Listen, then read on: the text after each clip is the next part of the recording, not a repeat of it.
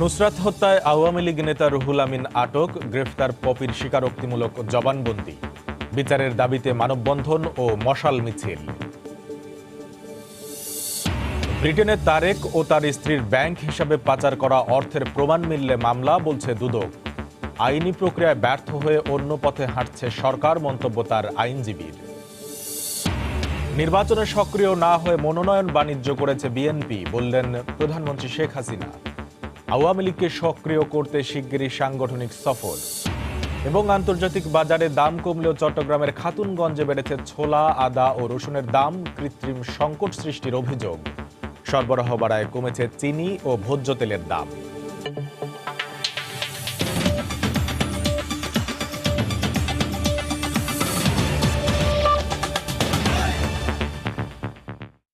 দেখছিলেন শিরোনাম। বাংলার সময়ের সঙ্গে আছি আমি কামরুল হাসান সবুজ।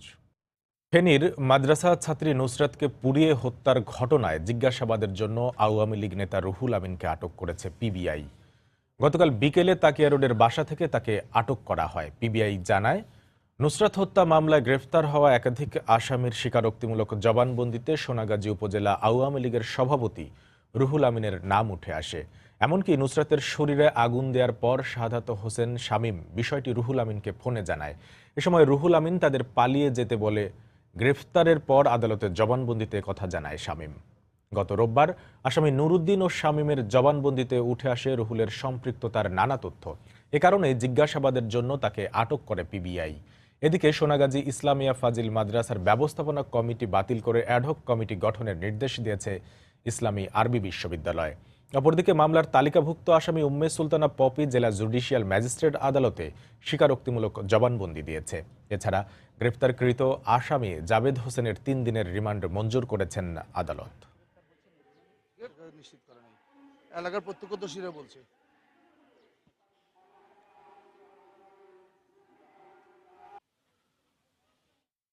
ফেনীর সোনাগাজী ইসলামিয়া ফাজিল মাদ্রাসার অধ্যক্ষ সিরাজ তার 1.5 যুগের অপকর্মের সাম্রাজ্য সুরক্ষায় ব্যবস্থাপনা পরিচালনা কমিটির সহ সভাপতি হিসেবে উপজেলা আওয়ামী লীগ সভাপতি রুহুল আমিনকে নিয়ে আসেন গত বছর। সিরাজ গ্রেফতারের পর তার মুক্তির দাবিতে যে মিছিল বের হয়, এর নেপথ্যে ছিলেন রুহুল আমিন। গত 27 মার্চ নুসরাতের মা বিচার চাইতে গেলে অধ্যক্ষ নিজেকে রক্ষায় সহ সভাপতির মাধ্যমেই পুলিশ ডেকে থানায় পাঠিয়ে মানসিকভাবে নির্যাতন করে নুসরাতকে। জুলহাস তালুকদারের ক্যামেরায় বক্তিয়ার মুন্নার রিপোর্ট। 2001 সালের 1 জুন অভিজ্ঞতার জাল সনদ দিয়ে উপদাক্ষ হিসেবে যোগদানের মধ্য দিয়ে সিরাজের শুরু হয় ফেনীর সোনাগাজী ইসলামিয়া ফাজিল মাদ্রাসার অপকর্মের পথ চলা। জামায়াতের রোকন থেকে 2016 সালে বহিষ্কৃত হলেও সব আমলেই তার অপকর্ম অব্যাহত রাখেন আজ্ঞাবহ ম্যানেজিং কমিটির মাধ্যমে। অধ্যক্ষ মোহাম্মদ সিরাজউদ্দৌলা পূর্বে সেই জামাত ইসলাম করতেন, যে সময় বিএনপি ক্ষমতা ছিল তখনও তিনি বিএনপি করতেন, পরে যখন আওয়ামী লীগ ক্ষমতা আসছেন আওয়ামী লীগে যোগদান করেছেন। তার উপকর্ম সুরক্ষার জন্য সরকার দল সমর্থন করে। গত বছরের সেপ্টেম্বরে রুহুল আমিন সহসভাপতি হবার পর অধ্যক্ষের অপকর্ম বেড়ে যায়। যৌন নিপীড়নের বিচার চাওয়ায় গত অক্টোবরে এক ছাত্রীর পরিবারকে হয়রানির মুখে পড়তে হয়, আর প্রতিবাদ করায় প্রাণ দিতে হয় নুসরাতকে। শিক্ষক নেতার দাবি, রুহুল আমিনের প্রশ্রয়ে অধ্যক্ষ সিরাজের পক্ষে 28 মার্চ নুসরাতের খুনের অন্যতম আসামি নুরুদ্দিনের নেতৃত্বে বিক্ষোভ সমাবেশ হয়। ম্যানেজিং কমিটির উদ্যোগে যখন মিছিল হয়, এখানেই যদি আশ্রয় প্রশ্রয় না দিতেন, উৎসাহিত না করতেন, তাহলে কোনো অবস্থায় এই মেয়েটির হত্যাকাণ্ড পর্যন্ত পরিণাম ফলের দিকে যেতে হতো না। রুহুল আমিন অবশ্যই দলকে ব্যবহার করে, রাজনৈতিক শক্তিটাকে ব্যবহার করে সিরাজুল্লাহকে সে অপকর্মের কাজে অনুপ্রেরণা জুগিয়েছে। সে আলোকে সিরাজুল্লাহ গং এই জঘন্য অপকর্ম করেছেন। নুসরাত হত্যা মামলার আসামি নুরুদ্দিন ও শাহাদাত হোসেন শামীমের আদালতের স্বীকারোক্তিতেও উঠে আসে রুহুল আমিনের নাম। আগে থেকে জানতেন এবং ওনার জানা মতে এই ঘটনাটা ঘটেছে, তাহলে ওনাকে জড়িত করাটা, এই যে সার্কমস্টেন্সিয়াল এভিডেন্স যেটা বললাম সেটি প্লাস প্রযুক্তিগত তথ্য উপাত্ত ওনাকে এই হত্যাকাণ্ডে জড়িত, এটা বোঝা যাচ্ছে। নুসরাত হত্যা মামলার ঘটনায় এই পর্যন্ত গ্রেফতার করা হয়েছে 17 জনকে। এদের মধ্যে এজাহারভুক্ত 8 জনই গ্রেফতার হয়েছে। আদালতে স্বীকারোক্তি দিয়েছে 4 জন। বক্তিয়ার মুন্না, সময় সংবাদ, ফেনী। নুসরাত জাহান রাফি হত্যার প্রতিবাদ এবং অপরাধীদের বিচার দাবিতে গতকালও দেশব্যাপী মানববন্ধন করেছে বিভিন্ন সংগঠন। এ ঘটনায় সোনাগাজী থানার সাবেক ওসি মোয়াজ্জেমের সম্পৃক্ততা খতিয়ে দেখার দাবি জানান বক্তারা। এদিকে নুসরাত হত্যার ঘটনায় জড়িতরা কেউ ছাড় পাবে না বলে হুঁশিয়ারি দিয়েছেন স্বরাষ্ট্রমন্ত্রী। প্রতিবাদের মশাল পুরো দেশ জুড়ে, এ প্রান্ত থেকে ও প্রান্তে।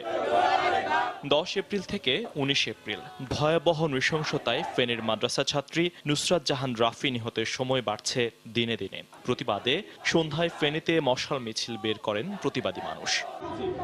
দেশব্যাপী প্রতিবাদের ঝড় বাড়ছে প্রতিদিন। রাজধানী সহ সারা দেশে সব স্তরের মানুষ দাঁড়াচ্ছেন একই কাতারে। দাবি একটাই, ঘৃণ্যতম এই ঘটনার অপরাধীদের দ্রুততম সময়ে বিচারের মুখোমুখি দাঁড় করানো। সকালে নওগাঁর সরিষাহাটি মোড়ে মানববন্ধনে নুসরাত হত্যায় দোষীদের আইনের আওতায় আনার দাবি জানান বক্তারা। গাইবান্ধায় ট্রাফিক মোড়ে সমাজতান্ত্রিক মহিলা ফোরাম ও সমাজতান্ত্রিক ছাত্র ফ্রন্ট জেলা শাখার উদ্যোগে মানববন্ধন করা হয়।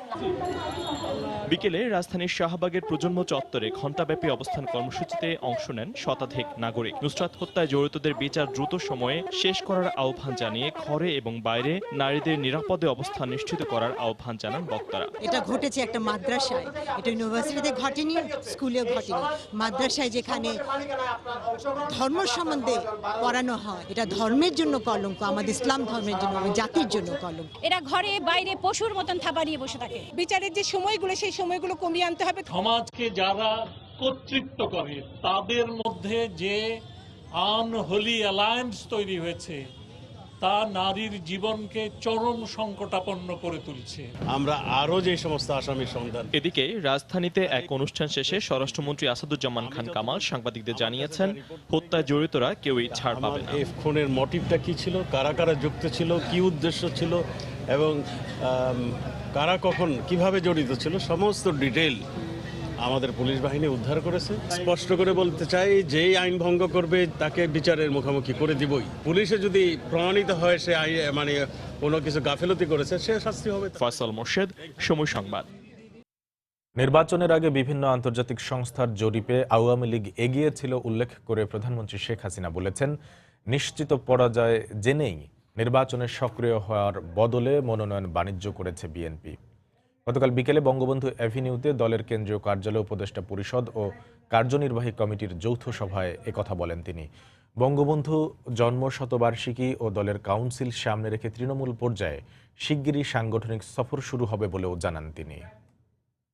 আমরা 8টা বিভাগে 8টি কমিটি গঠন করেছি, যে কমিটির দায়িত্ব থাকবে আমাদের সংগঠনগুলি একেবারে তৃণমূল পর্যায় থেকে আবার নতুন করে ঢেলে সাজানো এবং গড়ে তোলা। সাধারণত রাষ্ট্র পরিচালনা করতে গেলে অনেক সময় সরকার ধীরে ধীরে মানুষের কাছ থেকে হারিয়ে যায় বা তাদের মানে জনপ্রিয়তা হ্রাস পায়, কিন্তু আল্লাহর রহমতে আমরা আওয়ামী লীগ সরকার আসার পর থেকে জনগণের আস্থা, বিশ্বাস আমরা অর্জন করেছি।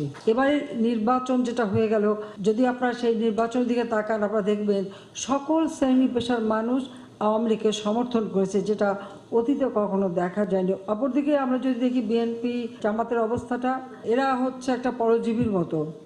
কাজী তারা যে নির্বাচন করেছে সেখানে 300 আসনে তারা 692-94টার মতন নমিনেশন দিয়েছে এবং নির্বাচনটাকে তারা মনে করেছিল যে একটা যেন ব্যবসা, ওই সিট বেচে কিছু পয়সা কেউ কামাই করে নিয়েছে, কিন্তু ইলেকশনের দিকে তাদের খুব একটা নজর ছিল না। তার একটা কারণ আমি বলবো যে জাতীয় আন্তর্জাতিকভাবে যত সার্ভে করা হয়েছিল, সেই সার্ভেতে তখন থেকে স্পষ্ট যে আওয়ামী লীগকে জনগণ চায়, আওয়ামী লীগকে ভোট দেবে এবং আওয়ামী লীগ আবার ক্ষমতায় আসবে। নির্যাতনের মুখে মিয়ানমার থেকে বাংলাদেশে আশ্রয় নেওয়া রোহিঙ্গাদের অবশ্যই ফেরত যেতে হবে বলে সরকারের কঠোর অবস্থানের কথা ব্যক্ত করেছেন প্রধানমন্ত্রী শেখ হাসিনা। গতকাল বিকেলে গণভবনে বাংলাদেশে সফররত সংযুক্ত আরব আমিরাতের আন্তর্জাতিক সহযোগিতা বিষয়ক মন্ত্রী রিম ইব্রাহিম আল হাশমির সঙ্গে বৈঠকে কথা বলেন তিনি। প্রধানমন্ত্রীর প্রেস সচিব জানান, প্রধানমন্ত্রী সফররত এই অতিথির কাছে মিয়ানমারের রাখাইন থেকে বিতাড়িত রোহিঙ্গা জনগোষ্ঠীর বর্তমান অবস্থা তুলে ধরেন। আন্তর্জাতিক বিভিন্ন সংস্থা এ গোষ্ঠীকে সহযোগিতা করে যাচ্ছে বলেও জানান তিনি। মিয়ানমার তাদের দেশের নাগরিককে ফিরিয়ে নিতে চুক্তি করলেও কার্যত তা শুরু করছে না বলেও উল্লেখ করেন প্রধানমন্ত্রী শেখ হাসিনা।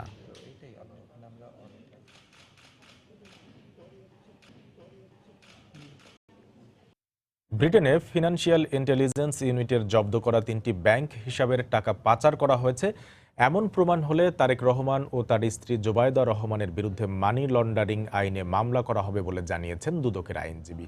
অন্যদিকে এই অর্থ চূড়ান্তভাবে পেতে আদালতের নির্দেশেই যথেষ্ট নয়, আইনি প্রক্রিয়া গতিশীল করতে হবে বলে মত দিয়েছেন বিশেষজ্ঞরা। দুদেশের বিচার প্রক্রিয়া আর দেন দরবার শেষে 2012 সালের নভেম্বরে প্রথমবারের মতো আরাফাত রহমান কোকোর ব্যাংক হিসাবে পাচার হওয়া প্রায় 20.5 লাখ সিঙ্গাপুরি ডলার ফেরত আনে দুর্নীতি দমন কমিশন। পরের বছর জানুয়ারিতে ওই টাকার লভ্যাংশ 23,800 সিঙ্গাপুরি ডলার ফেরত পায় বাংলাদেশ। এবার যুক্তরাজ্যের স্যান্টান্ডার ব্যাংকে বাংলাদেশ থেকে সন্দেহজনক লেনদেনের কারণে বিএনপির ভারপ্রাপ্ত চেয়ারম্যান তারেক রহমান ও তার স্ত্রী ডাক্তার জোবায়দা রহমানের 3টি ব্যাংক অ্যাকাউন্ট জব্দ করেছে ব্রিটেনের FIU। 3টি অ্যাকাউন্টে প্রায় 60,000 পাউন্ড বাংলাদেশ থেকে পাচার হয়েছে বলে ধারণা করা হচ্ছে। এই টাকা বাংলাদেশের তত্ত্বাবধানে আনতে অর্থ পাচার আইনে বাংলাদেশের আদালতের আদেশ মিউচুয়াল লিগ্যাল অ্যাসিস্ট্যান্সির মাধ্যমে পৌঁছানো হবে স্যান্টান্ডার ব্যাংকের সিইওর কাছে। এছাড়া এই টাকা পাচারকৃত প্রমাণিত হলে ফেরত আনার প্রক্রিয়ায় ভূমিকা নেবেন দুদেশের অ্যাটর্নি জেনারেল। আদালত দেশে বা দেশের বাইরে অবস্থিত মানি লন্ডারিং সম্পৃক্ত যদি কোনো টাকা থাকে সেটা ফ্রিজে আদেশ দিতে পারে। এই আদালত বলতে বোঝাচ্ছে মহানগর সিনিয়র স্পেশাল জাজ।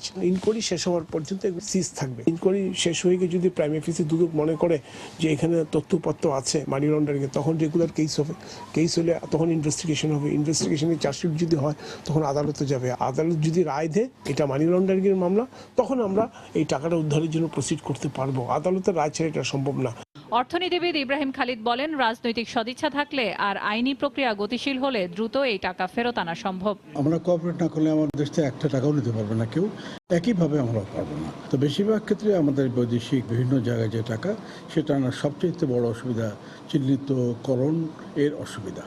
এইটির জন্য বাংলাদেশ ব্যাংকে একটি টিম কাজ করে, তাদের দায়িত্ব এটি করা। তারেক রহমানের ক্ষেত্রে খুব বেশি বিলম্ব হবে বলে মনে হয় না। এই কারণেই এই ব্যাপারে রাজনৈতিক সদিচ্ছা আমাদের থাকবে আছে। এর আগে অর্থ পাচার মামলায় বিএনপির ভাইস চেয়ারম্যান এম মোর্শেদ খানের স্ট্যান্ডার্ড চার্টার্ড ব্যাংক হংকং এর অ্যাকাউন্টে 16 মিলিয়ন হংকং ডলার হাইকোর্টের আদেশে ফ্রিজ করা হয়। বিচারিক আদালতে অভিযোগ প্রমাণিত না হওয়ায় ফের আপিল করেন রাষ্ট্রপক্ষ। বর্তমানে তা উচ্চ আদালতে বিচারাধীন রয়েছে। সেলিয়া সুলতানা, সময় সংবাদ, ঢাকা। লন্ডনে অবস্থানরত তারেক রহমানকে দেশে ফিরিয়ে আনার কোনো ক্ষমতা সরকার ও দুদকের নেই, তাই তারা ভিন্ন পথে হাঁটছেন বলে মন্তব্য করেছেন তার আইনজীবী ব্যারিস্টার মাহবুবউদ্দিন খোকন। গতকাল দুপুরে সাংবাদিকদের একথা বলেন তিনি। খোকন বলেন, তারেক রহমানের বিরুদ্ধে রাজনৈতিক স্ট্যান্ডবাজির জন্য সরকার এসব করছে। স্টেটাসে উনি আছেন, সরকারের মুরুদ নাই, আইনগত ক্ষমতাও নাই আনার জন্য তাকে, কারণ তার বিরুদ্ধে যত মামলা সাজা হয়েছে সবই রাজনৈতিক উদ্দেশ্যমূলক মামলা। ঢাকা জজ কোর্টে দুদকে দরখাস্ত দিল, অর্ডার দিয়ে দিল, হ্যাঁ ওটা কার্যকরী কীভাবে করবে? আর তারেক রহমানের এরকম কিছু ব্যাঙ্ক অ্যাকাউন্টে এত টাকা নাইও ভাই। সরকারের পক্ষে দুদক আদালতে দরখাস্ত দিয়ে পলিটিক্যাল স্ট্যান্ডার্ড করার জন্য, আর কিছুই না। আর এখানেও দরখাস্ত দিয়েছে, ওখানে কোনো আদালত কোনো কিছু করেনি। বিদেশে মানি লন্ডারিং এর বিষয়ে তথ্য দিতে অনেক দেশের বাণিজ্যিক ব্যাংক আগ্রহী নয় বলে জানিয়েছেন পররাষ্ট্রমন্ত্রী ডক্টর AK আব্দুল মোমেন। গতকাল দুপুরে রাজধানীর র্যাডিসন হোটেলে এক অনুষ্ঠান শেষে সাংবাদিকদের সঙ্গে কথা বলেন তিনি। পররাষ্ট্রমন্ত্রী বলেন, মানি লন্ডারিং এর বিষয়ে বিভিন্ন সময় পারস্পরিক চুক্তি বা সমঝোতা স্মারক স্বাক্ষরের মধ্য দিয়ে প্রক্রিয়াটি এগিয়ে নেওয়ার চেষ্টা করছে সরকার। ধনিক দেশগুলো আমাদের উপর যথেষ্ট চাপ সৃষ্টি করে যাতে মানি লন্ডারিং না হয়। আর কিন্তু সবচেয়ে দুঃখজনক বিষয় যে অনেক সময় আমাদের এই মানি লন্ডারার যারা, তারা তাদের দেশে ব্যাংকে টাকা রাখে এবং সেই তথ্য তারা আমাদের দিতে চান না। আপনার সুইস ব্যাংকের কথাই বলেন না কেন, একদিকে ওরা বলেন যে আপনারা মানি লন্ডারিং যেগুলো হয় এগুলো উপরে খড়গ হাতে দেড়ে, আবার অন্যদিকে তারা স্কোপ তৈরি করে দেয়। তা আমরা আশা করব এই মানি লন্ডারিং ক্ষেত্রেও তারা যাতে আমাদের সাহায্য করে। আমরা বিভিন্ন চুক্তিবদ্ধ হয়েছি এইসব ব্যাপারে যাতে একসাথে কাজ করতে পারি। বিএনপি নিঃশেষ হয়ে যায়নি এমন মন্তব্য করে জনগণকে সঙ্গে নিয়ে বেগম জিয়াকে মুক্ত করার প্রত্যয় জানিয়েছেন দলটির শীর্ষ নেতারা। তারা বলেন, বিএনপি জনগণের দল, তাই দল নিয়ে হতাশার কিছু নেই। গতকাল রাজধানীতে বেগম জিয়ার জীবনী ভিত্তিক গ্রন্থের মোড়ক উন্মোচন অনুষ্ঠানে একথা বলেন তারা। শুক্রবার সকালে সুপ্রিম কোর্ট আইনজীবী সমিতি মিলনায়তনে খালেদা জিয়া তৃতীয় বিশ্বের কণ্ঠস্বর গ্রন্থের পাঠ উন্মোচন করেন বিএনপির শীর্ষ নেতারা। অনুষ্ঠানে দেয়া বক্তব্যে নেতারা অভিযোগ করেন রাজনৈতিক উদ্দেশ্যেই বেগম জিয়াকে কারাগারে রাখা হয়েছে। দলের নেতৃত্ব ও নেতাদের একাগ্রতা নিয়েও প্রশ্ন তোলেন কেউ কেউ। আমরা যদি তার পাশাপাশি আপোষহীন না হতে পারি, আমাদের কর্মীরা যদি খালেদা জিয়ার ইশারা না বুঝে, তাহলেই তো সরকারের পক্ষ থেকে এই প্যারোল নামক শব্দটি আমাদের সামনে এসে উত্তেজিত মারে। নেতাদের হাত পা বেঁধে দিলে কখনো সংগ্রাম হয় না। আমাদের এই সামনে যে নেতা বসে আছেন তাদেরকে আমাদের বিশ্বাস করা প্রয়োজন। আমার মতে ইনাদেরকে ক্ষমতা দেন আমাদের এই নেতৃবর্গ যারা আছেন, এবং তারাই দায়িত্ব নেক কী করে আন্দোলনটা করা যাবে। লন্ডন নিউ ইয়র্কের নির্দেশনা নাই, এখানকার স্থানীয় নির্দেশ নাই। দেশ করবে, দেশে আন্দোলন হবে।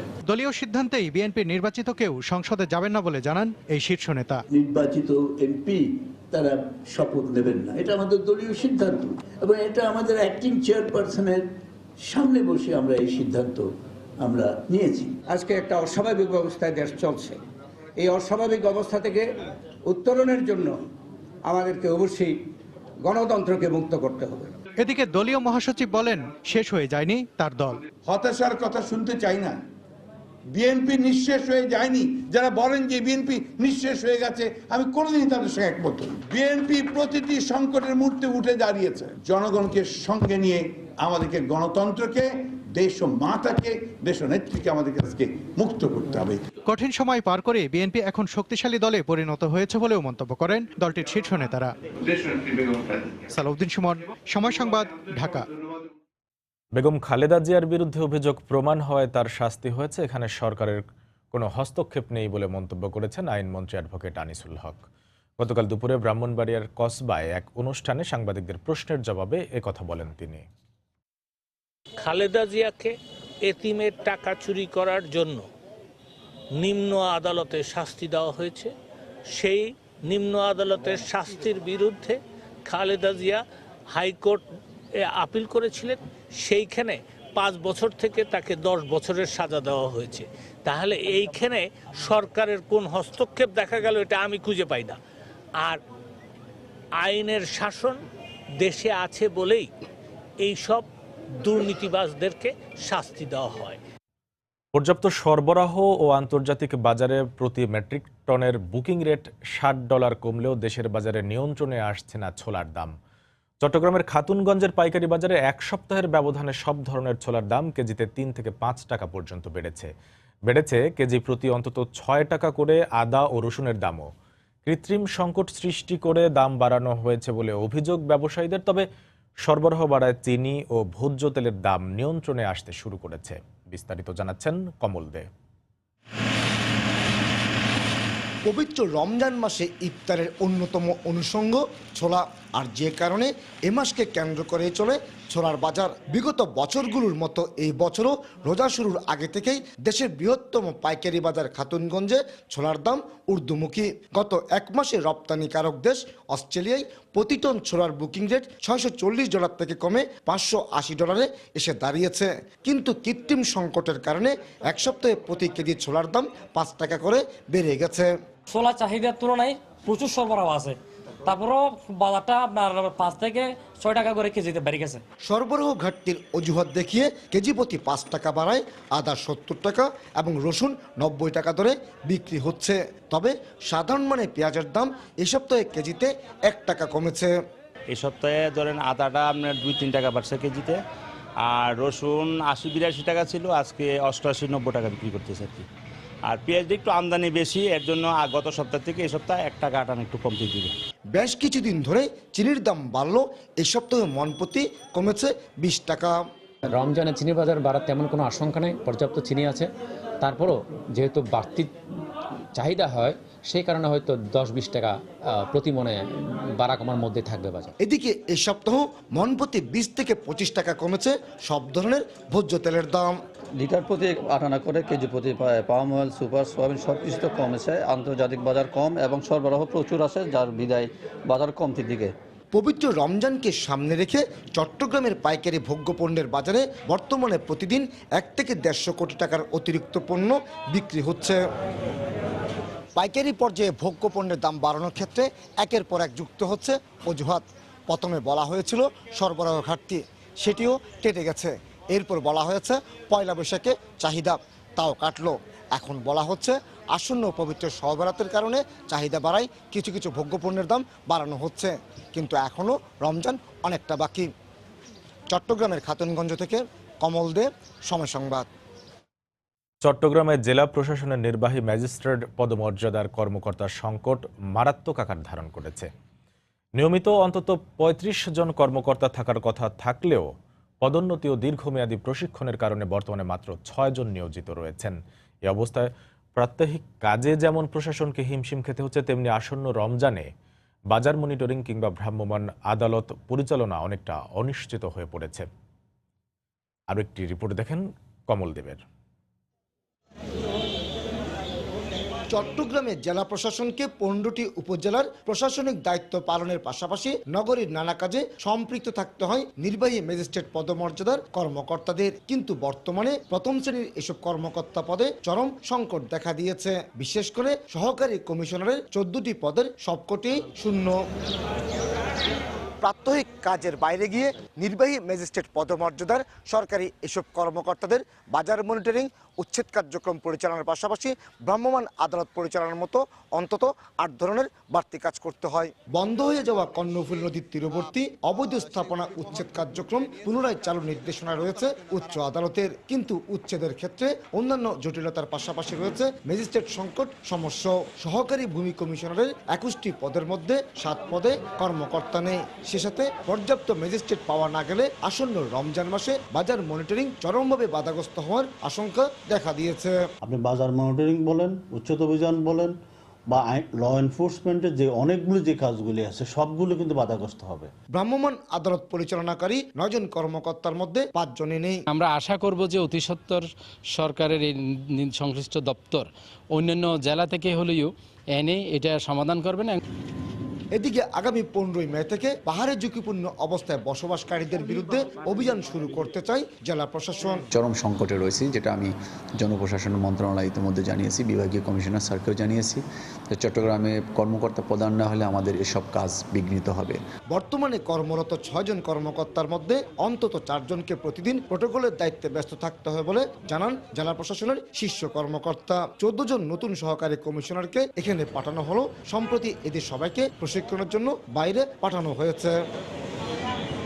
কমল দে, সময় সংবাদ, চট্টগ্রাম। পার্বত্য জেলা বান্দরবানে পাথর উত্তোলনের কারণে 4 শতাধিক ঝর্ণা ক্ষতিগ্রস্ত হয়েছে।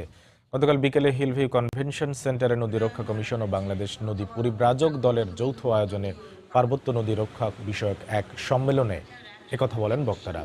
অনুষ্ঠানে জাতীয় নদী রক্ষা কমিশনের চেয়ারম্যান মুজিবুর রহমান হাওলাদার ও চট্টগ্রাম বিভাগীয় কমিশনার আব্দুল মান্নান উপস্থিত ছিলেন। এ সময় বক্তারা পার্বত্য এলাকার নদী থেকে অবৈধভাবে পাথর উত্তোলন নিয়ে বিভিন্ন পরিসংখ্যান তুলে ধরেন।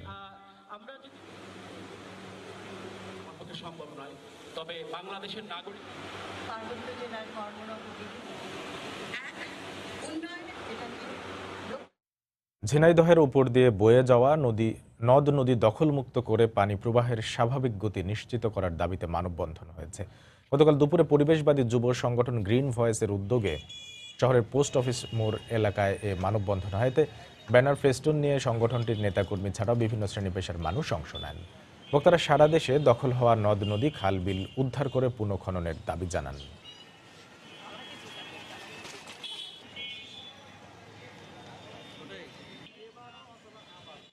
পিরোজপুরে কালীগঙ্গা নদীর উপর নবনির্মিত শেখ হাসিনা সেতু উদ্বোধন করা হয়েছে। গতকাল বিকেলে গৃহায়ন ও গণপূর্ত মন্ত্রী অ্যাডভোকেট শ ম রেজাউল করিম 360 মিটার সেতুটি উদ্বোধন করেন। এ সময় জেলা প্রশাসক আবু আলী মোহাম্মদ, সাজ্জাদ হোসেন ও ভারপ্রাপ্ত পুলিশ সুপার মোল্লা আজাদ উপস্থিত ছিলেন। 37 কোটি টাকা ব্যয়ে সেতুটি নির্মাণ করে স্থানীয় সরকার প্রকৌশল বিভাগ।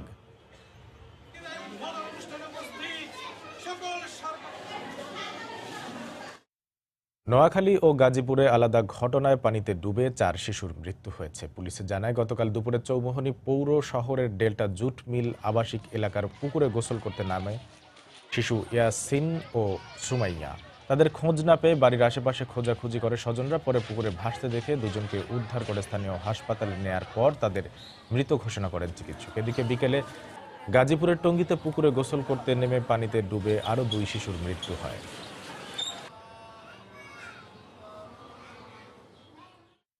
ভোলায় জিন তাড়ানোর নাম করে এক গৃহবধূর গায়ে কেরোসিন ঢেলে ঝাড়ফুঁকের সময় আগুন লেগে পুড়ে গেছে শরীর। গুরুতর অবস্থায় তাকে ঢাকা মেডিকেল কলেজ হাসপাতালে পাঠানো হয়েছে। ঘটনায় জিন তাড়ানোর ওঝা ও তার স্ত্রীকে আটক করা হয়েছে। পুলিশ জানায়, সদর উপজেলার বাঘার হাওলা গ্রামের জ্যোৎস্না বেগম বেশ কিছুদিন ধরে অস্বাভাবিক আচরণ করছিলেন। তাকে জিনে ধরেছে মনে করে পার্শ্ববর্তী গ্রামের ওঝা বেলায়েত হোসেনের কাছে নিয়ে যান স্বজনরা। বৃহস্পতিবার রাতে জ্যোৎস্নার শরীরে কেরোসিন ঢেলে আগরবাতি ও ধূপ জ্বালিয়ে ঝাড়ফুঁক করে ওঝা। এক পর্যায়ে ওই গৃহবধূর গায়ে আগুন লেগে যায়। এতে তার শরীরের বিভিন্ন অংশ পুড়ে যায়। পরে স্বজনরা আগুন নিভিয়ে তাকে জেলা সদর হাসপাতালে ভর্তি করেন। অবস্থা গুরুতর হওয়ায় উন্নত চিকিৎসার জন্য তাকে ঢাকা মেডিকেলে পাঠানো হয়। খবর পেয়ে পুলিশ শুক্রবার দুপুরে ওঝা বেলায়েত হোসেন ও তার স্ত্রী ওয়াহিদা বেগমকে আটক করে।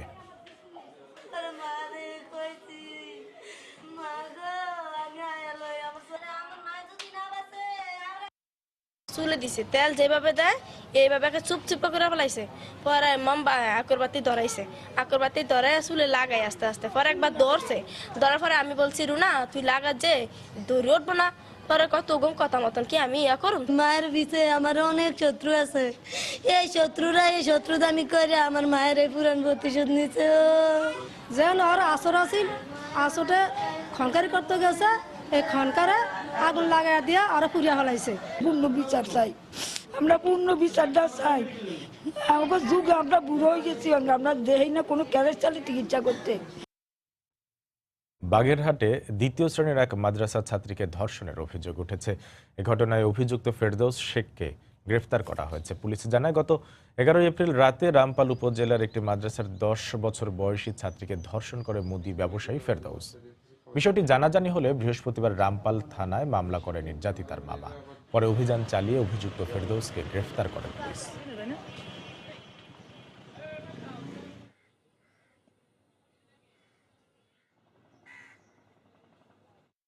মাদ্রাসা ছাত্রীর অভিযোগের প্রেক্ষিতেই আমরা ঘটনাস্থলে আসি এবং তার দেখানো মতে শনাক্ত মতে একজনকে গ্রেপ্তার করতে সমর্থ হই।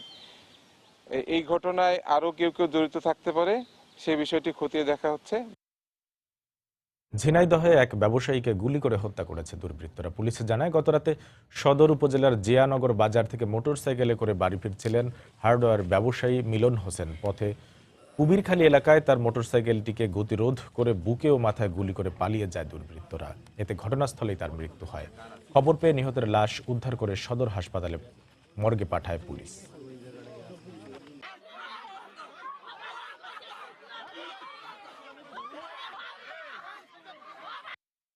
দোকান থেকে যাওয়ার পথে কে বা কারা দুর্বৃত্তরা তার পথ রোধ করে তাকে গুলি করে মানে দেখা গেছে গুলির খোসা পাওয়া গেছে এবং মনে হচ্ছে গুলির তো তারে হত্যা করছে। দেখছেন বাংলার সময়। ঝালকাঠিতে 10টি অবৈধ স্থাপনা উচ্ছেদ করা হয়েছে। গতকাল বিকেলে রাজাপুর উপজেলার মঠবাড়িয়া ইউনিয়নে উপজেলা নির্বাহী কর্মকর্তা সোহাগ হাওলাদারের নেতৃত্বাধীন ভ্রাম্যমাণ আদালত এই অভিযান চালায়। এ সময় সুধিঘাটা ও পুকুরিজানার মিলবাড়ি এলাকায় 10টি অবৈধ স্থাপনা উচ্ছেদ করা হয়। এই অভিযান অব্যাহত থাকবে বলে জানিয়েছেন উপজেলা নির্বাহী কর্মকর্তা।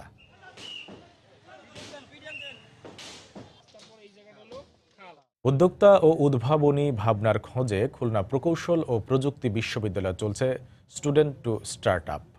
গতকাল সকালে বিশ্ববিদ্যালয় অডিটোরিয়ামে হয় বিশেষ কর্মশালা। এতে শিক্ষার্থীদের মাঝে স্টার্ট আপ প্রতিযোগিতা নিয়ে বিভিন্ন তথ্য তুলে ধরেন বক্তারা। আজ পিচিং রাউন্ডে বাছাই করা হবে 3টি উদ্যোক্তা দল। আইসিটি বিভাগের আইডিয়া প্রকল্পের আয়োজনে এবং সিআরআই ও ইয়ং বাংলার ব্যবস্থাপনায় দেশের 40টি বিশ্ববিদ্যালয়ে চলছে স্টুডেন্ট টু স্টার্ট আপ।